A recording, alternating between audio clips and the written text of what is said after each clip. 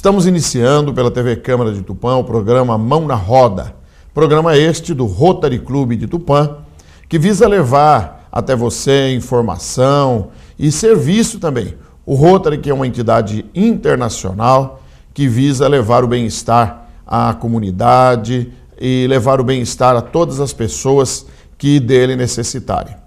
Mas o Rotary Clube não é apenas um clube de serviço. Nós também nos preocupamos e nos interessamos pelaquilo que nós chamamos de novas gerações, ou seja, os jovens que estão entrando no mercado de trabalho ou que estão cursando uma universidade, os adolescentes, as crianças, as classes, de todas as classes sociais e de todas as faixas etárias é a nossa preocupação. E um dos programas de Rotary Clube é chamado de Rotaract. O Rotaract, ele agrega jovens de 18 a 30 anos e o propósito é que eles, já nessa idade, comecem a se envolver no mercado de trabalho e conheçam pessoas, sejam referência e tenham influência nas suas áreas de atuação. O Rotaract, ele foi fundado na década de 60, havia uma preocupação muito grande com os jovens naquela época, em virtude principalmente do uso de drogas e da ociosidade. Então os Rotary Clubes começaram a envolver os jovens em alguns trabalhos e, em específico, jovens universitários em atividades na Avenida de Serviço à Comunidade. Em 1968, o presidente de Rotary Internacional, Luther Rogers, aprovou o Rotaract como um programa oficial de Rotary Internacional. O primeiro clube a ser admitido oficialmente foi o Rotary Clube de North Charlotte, na Carolina do Norte, nos Estados Unidos. Surgiu então o Rotaract. Aqui no Brasil, ele veio em 1968 também, no dia 20 de novembro, uma vez que Rotary Internacional instituiu esse programa. Aqui no Brasil foi fundado o primeiro Rotaract na cidade de Ribeirão Pires e começaram assim as suas atividades. O nome Rotaract surgiu da expressão Rotary in Action, que significa o Rotary em ação. E o lema é companheirismo através do serviço. E o Rotaract Clube de Tupã, ele está completando 40 anos. Por isso o programa de hoje é alusivo a esses 40 anos. E como nossos convidados, nós temos aqui conosco o Dr. Júlio Suga, médico respeitado e conhecido na nossa sociedade, que nos dá a honra da sua presença. Dr. Júlio Suga, seja bem-vindo. Nós vamos conversar já sobre vida e sobre Rotary, porque o senhor é um rotariano experiente. E também o Caio Alvarez, que é o diretor distrital de serviços internacionais do Rotaract. O Rotaract, então, presta serviços internacionais também com as bolsas, com trabalhos desse tipo, com mestrado e outras coisas assim. Vamos também conversar um pouquinho. Então, você vai me dar licença, Caio? Eu quero conversar com o nosso decano, com o Dr. Júlio Suga. O senhor está bem, Dr. Júlio? Tudo bem. É um prazer receber aqui. E a primeira coisa que nós queremos fazer, e que nós fazemos em todos os nossos programas, nós queremos conhecer um pouquinho mais.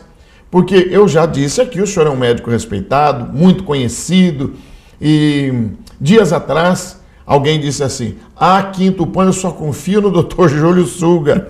Claro, pela experiência. Quantos anos o senhor pratica medicina? Medicina eu vim para Tupã em 1962. 1962? É. Mas vamos lá. Então, já que o senhor veio para Tupã em 62, o senhor é natural de onde? Eu sou natural de Marília e posteriormente mudei para Tupã. Com 1 ano e 3 meses de idade. Ah, bebezinho. Então foi.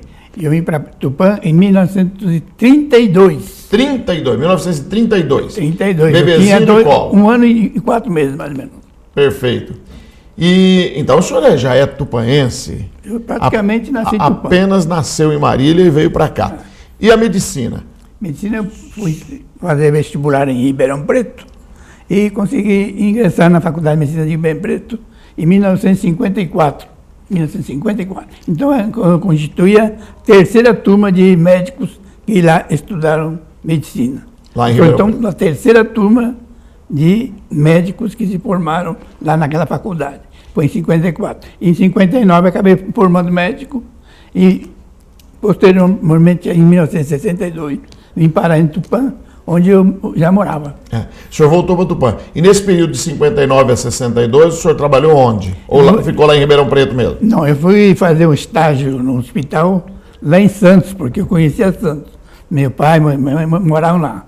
Então eu vi a estrutura da Santa Casa de Misericórdia de Santos. É uma enormidade, lá tem todas as especialidades. Então eu falei, eu como não consegui fazer uma residência em nenhuma especialidade, falei, eu vou fazer tudo, porque naquele tempo o médico tinha que fazer tudo, desde pediatria, oftalmo não, área especializada demais não.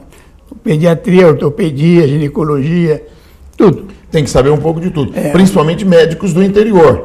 Principalmente. Se bem que nessa época, a nossa cidade principalmente já estava bem avançada, né? Não era estava assim... não, está muito atrasada. Estava atrasada? Estava. Então precisava de um bom médico, realmente.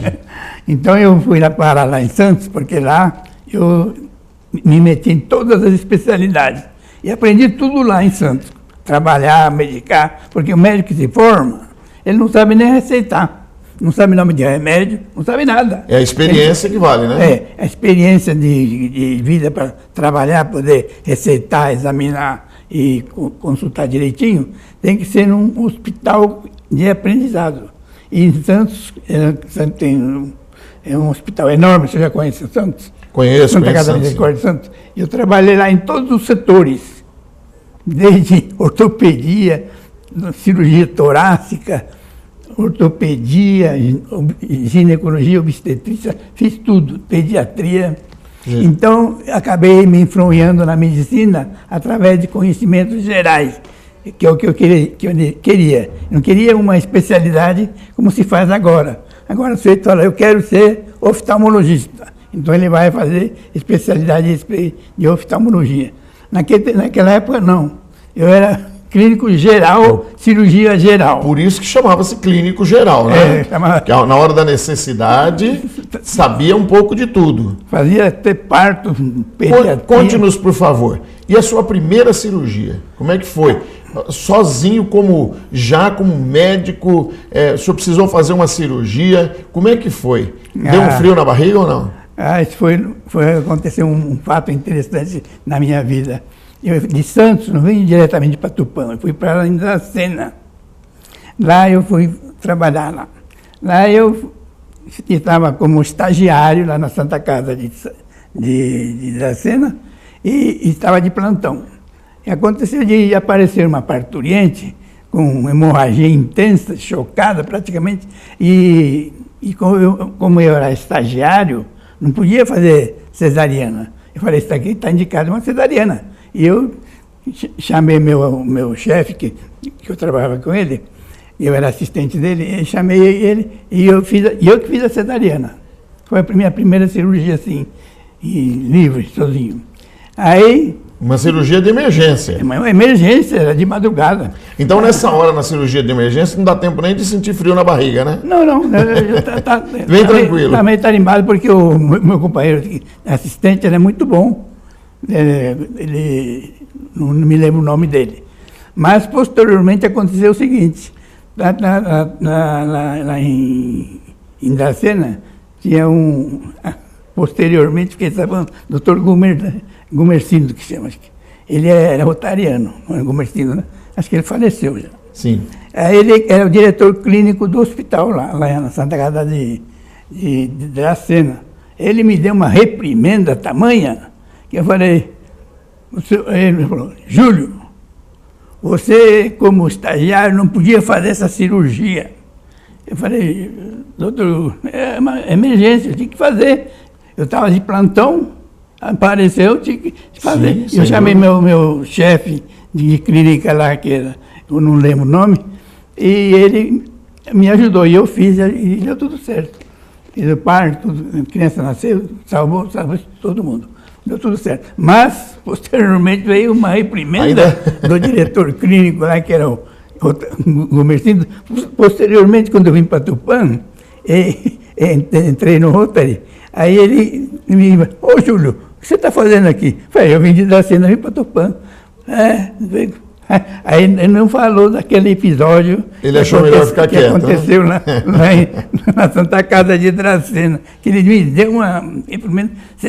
Praticamente você está expulso da Santa Casa. Da Santa Casa. Mas continuou trabalhando lá? Mas eu continuei porque o meu chefe me defendeu. Falou, não, eu estava com ele, eu ajudei ele. Ele operou muito bem. Falou. Muito bom. E passou. E posteriormente... Nós vamos falar também sobre Rotary, já que falou, já estava no Rotary. Mas eu quero saber sobre família. Minha família... Quantos anos casado? Eu já casei em 1963. 63. Então já faz bodas de ouro passado já. Já passou as bodas de ouro. E filhos? Eu tenho 3 filhas que são 3 dentistas. São dentistas? Todas elas fizeram mestrado, doutorado e uma... A caçula de todas elas está fazendo professorado. Professorado, quer dizer, mestrado, doutorado e mestrado. Pós-doutorado também. Ela é tudo pós. E elas estão aqui em Tupã ou não? Não. Minha filha menor, caçulinha, está lá em Maringá. Maringá. E as outras 2 estão em São Paulo. Muito bom, família bonita. Daqui a pouquinho nós vamos falar sobre Rotary, porque agora eu preciso falar aqui com o Caio um pouquinho. O Caio já deve estar assim, aflito para falar, né, Caio? Quantos anos, Caio? 27. Você tem 27 anos. E nasceu aqui em Tupã? Nascido aqui. Nasceu. Bom, não precisa nem falar. Você é jovem, ou você é professor, é isso? Isso, dou aula particular de matemática. Matemática. E está fazendo mais um curso. O que você está fazendo? Mecanização e agricultura de precisão na FATEC aqui de Pompeia. De Pompeia. Tá? Continua estudando. Estudar Sim. é sempre bom, né? Opa. Mas fala um pouquinho de você também. Fala um pouco de família. Você é solteiro? Graças a Deus. Mas nós não estamos achando, graças a Deus. Nós estou bem casado. Doutor Júlio, aí, mais de 50 anos. Eu, 41 anos de casado. Não estou achando ruim, não. O casamento é bom. Só você apanha em casa depois, né? Tem mais de 50 anos. Mais de 50 anos de casado. Já fiz boda de ouro, já. Mais Já, 4 né? anos. E esse ano eu estou fazendo 41 de casado.